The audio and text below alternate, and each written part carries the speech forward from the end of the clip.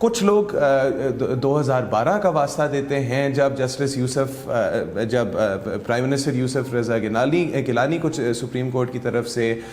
ہدایات دی گئیں کہ وہ خط لکھیں سوئس اتھارٹیز کو، جو کہ انہوں نے کہا کہ وہ نہیں کریں گے، اور ایونچولی جو ہیں وہ کنٹیمپٹ آف کورٹ پروسیڈنگز ان کے اگینسٹ پھر انیشیٹ ہو گئی تھیں۔ لیکن وہ ایک طرح سے فرق نوعیت کا کیس تھا، بیکاز وہاں پر کسی نے یہ نہیں کہا کہ وہ سپریم کورٹ یا سپریم کورٹ کے فیصلے کو مانتے ہی نہیں ہیں۔ یہاں پر تو ہم ایک بہت فرق نوعیت کی چیز دیکھ رہے ہیں، جہاں پر سپریم کورٹ ایک واضح آئین کی شق کو امپلیمنٹ کرنے کی کوشش کر رہی ہے، اور گورنمنٹ جو ہے وہ کہہ رہی ہے کہ وہ نہیں کرے گی۔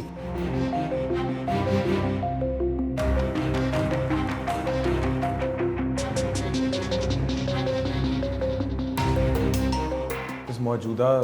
بحران کا ایک طرح سے آپ کہہ سکتے ہیں کہ کم سے کم 4 الگ الگ پہلو ہیں۔ ایک تو بہت واضح پہلو ہے جو کہ حکومت وقت اور پی ٹی آئی کے آپس کا معاملہ ہے،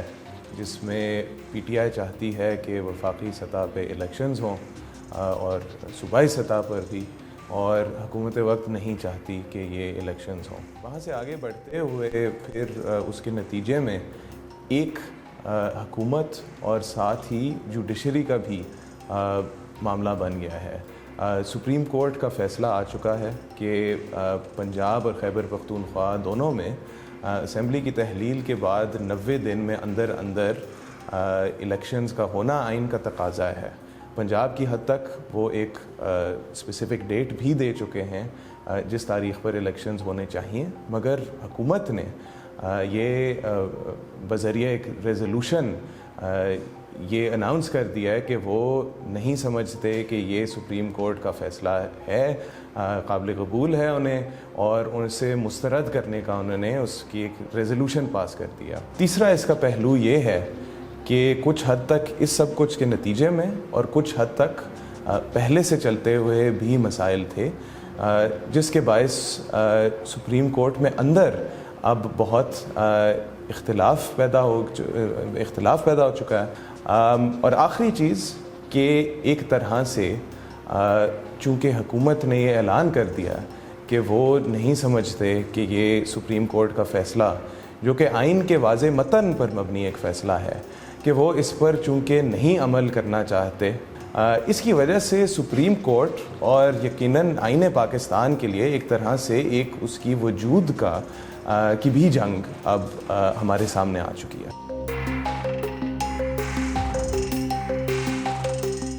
یہ جو ہے یہ اختیار ہسٹوریکلی جو ہے یہ چیف جسٹس نے خود سے ایکسرسائز کیا ہے،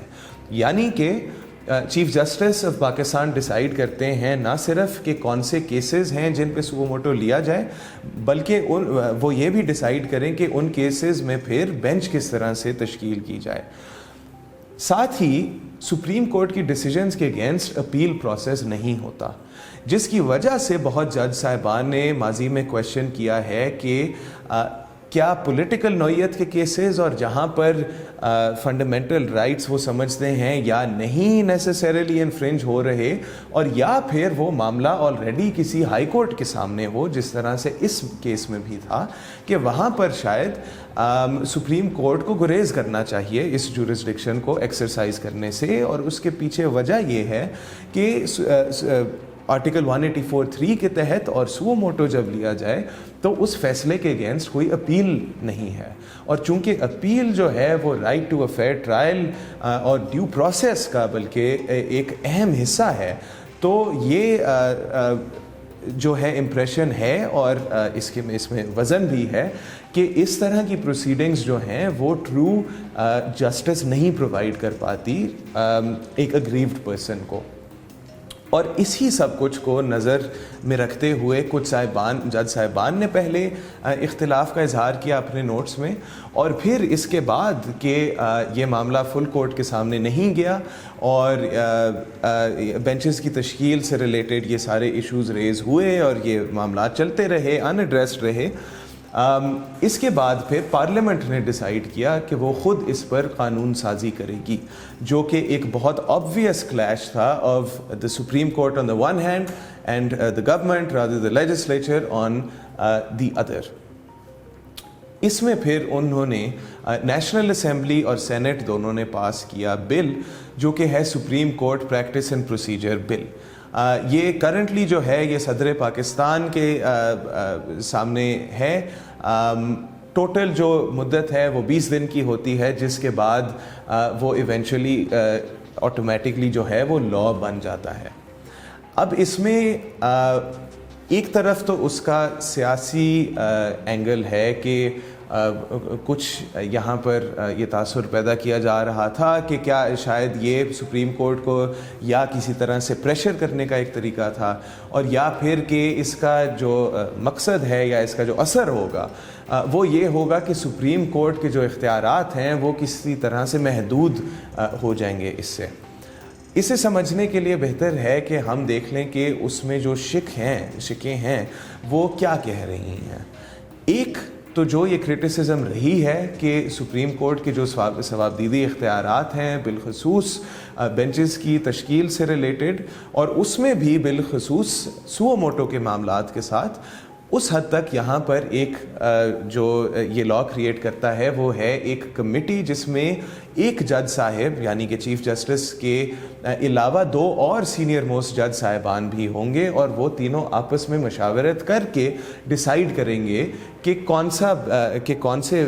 जजेस जो हैं वो किस तरह के केसेस सुनेंगे और किन केसेस पे वो फिर फैसला दे सकेंगे। और साथ ही जो है आर्टिकल 184(3) के तहत जो अपील है जो पहले नहीं थी प्रोवाइडेड, उसकी एक अपील का मेकनिज़म भी जो है वो इन्होंने प्रोवाइड कर दिया है। आइन के तहत कुछ अब इस पर कॉन्स्टिट्यूशनल एक तरफ क्वेश्चंस रेज हुए in addition to the legal to the political questions कि क्या इस तरह का एक लॉ जो है वो पार्लियामेंट को पास करने का उसके पास इख्तियार है भी या नहीं है, जिसके बायस हम ये भी देख सकते हैं कि क्या हमें इससे उसी नज़र से देखना चाहिए कि क्या ये एक प्रेशराइजेशन टूल है एंड सो ऑन। इसमें जो रेलेवेंट शिक है आइन का वो है आर्टिकल 190 जो कि जिसके तहत ही सुप्रीम कोर्ट के अपने रूल्स बने हैं और जो कि प्रोवाइड करता है कि subject to the law, subject to the constitution and law, the supreme court शैल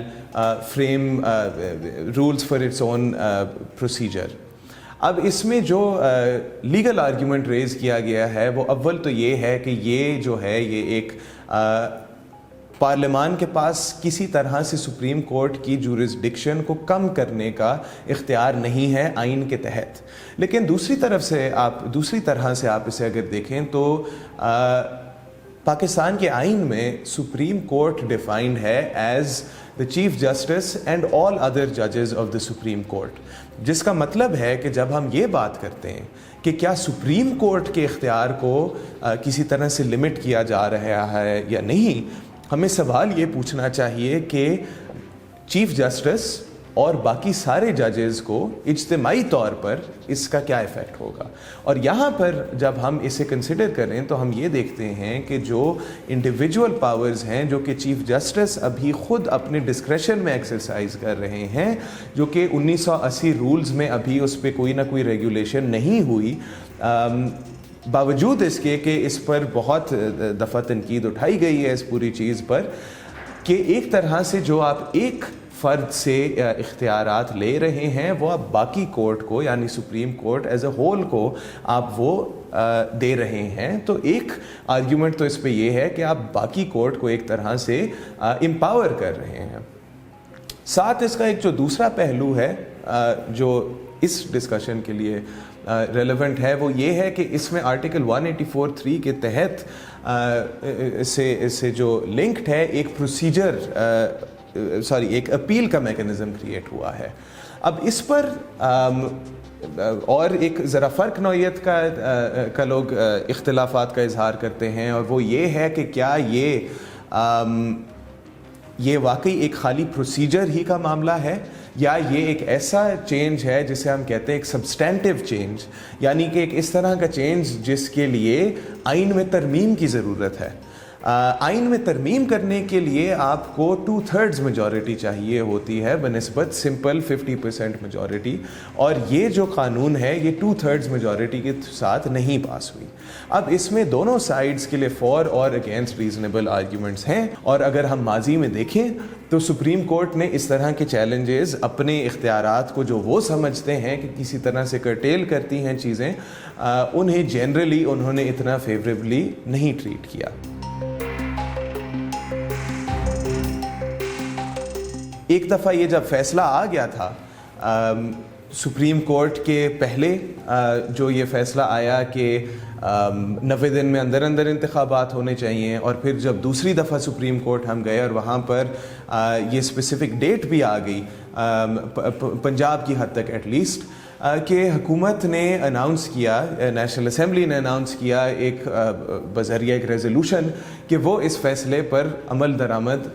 نہیں کرے گی، اور کہ وہ نہیں سمجھتی کہ یہ سپریم کورٹ کا میجورٹی فیصلہ ہے اور کہ وہ اسے رد کر دینا چاہتی ہے۔ یہاں پر پھر ہم دیکھتے ہیں کہ ایک طرح سے یہ شاید ایک ایٹ لیسٹ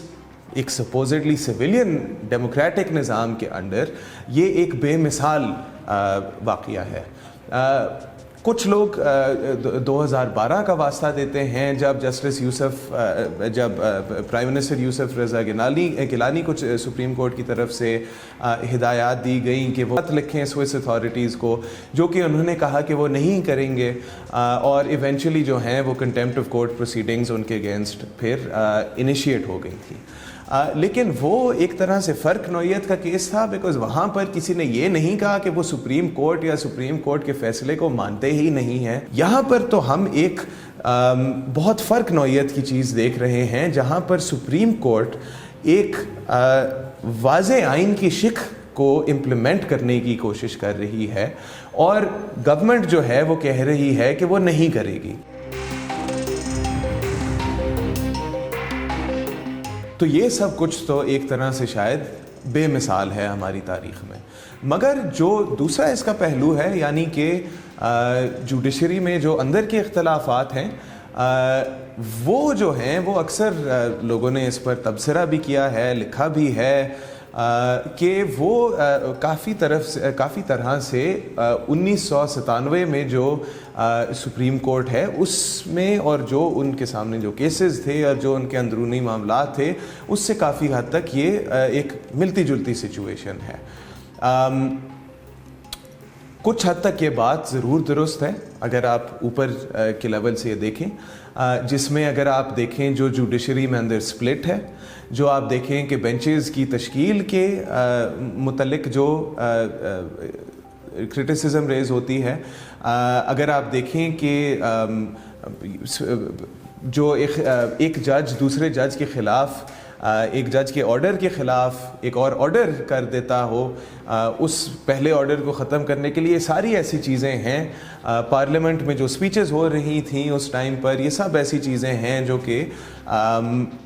1997 میں جسٹس سجاد علی شاہ جب چیف جسٹس تھے ان کے ٹائم پر بھی ہم دیکھتے آ رہے تھے، مگر شاید ہم ابھی اس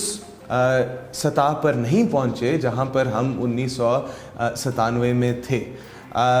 ایٹ لیسٹ ناٹ یٹ۔ اس پوائنٹ میں تو ایونچولی ہم نے دیکھا کہ جو چیف جسٹس سجاد علی شاہ تھے وہ اپنے عہدے سے بھی ہٹ گئے۔ اس ٹائم پر ہم نے یہ بھی دیکھا کہ نہ صرف آرڈرز ایک دوسرے کے خلاف لکھے جا رہے تھے، یا پھر کہ ایک ایڈمنسٹریٹو آرڈر کے تھرو آپ ایک جوڈیشل آرڈر کو اوور رائڈ کرنے کی کوشش کر رہے ہیں، جو دونوں ٹائمز پہ ہم دیکھتے ہیں ایک سملیرٹی، بلکہ وہاں پر تو ایک ٹائم پر یہ ہو رہا تھا کہ دو جو جج صاحبان تھے وہ اپنے الگ الگ کاز لسٹس بھی جاری کر رہے تھے، یعنی کہ دو الگ الگ نظام چل رہے تھے with in the supreme court. اور ایک اس میں شاید اس کی وجہ یہ بھی ہے کہ ابھی جو